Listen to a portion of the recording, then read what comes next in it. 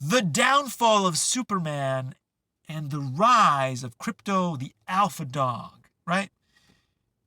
If that was the name of the movie, right? If that was the title of the movie, no fans would have been angry with James Gunn, right?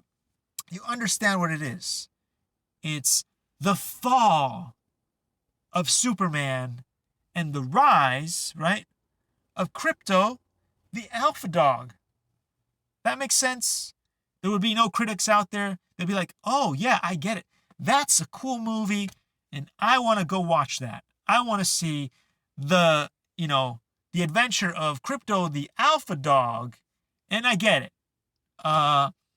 Superman is no more. He gets beat the crap out of, blah, blah, blah. Okay, he's a character for boomers. We're just moving on. If that was the title of the movie, okay. But the title of the movie is Superman, and Superman doesn't really show up in the movie that much. Isn't the main character of the movie. Nobody really cares about Superman. And if Eli the computer guy was to make a song about this movie, it would go something like this. I don't know, but I've been told. I don't know, but I've been told. James Gunn's movies never get old. James Gunn's movies never get old.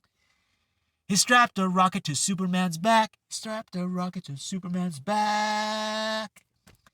And like a turkey he went kersplat. And like a turkey he goes kersplat.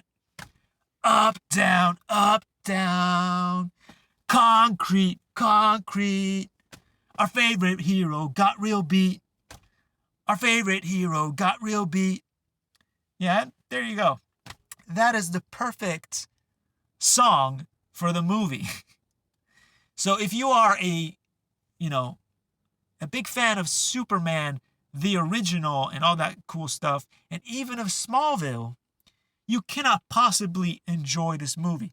But I understand that I'm way off with the times anymore, and the new generation is all about these new schizophrenic, ADHD, squirrel movies, where you jump from one universe to another universe, and all of this thing is so crazy. And it worked. It worked for Star Wars, and it worked for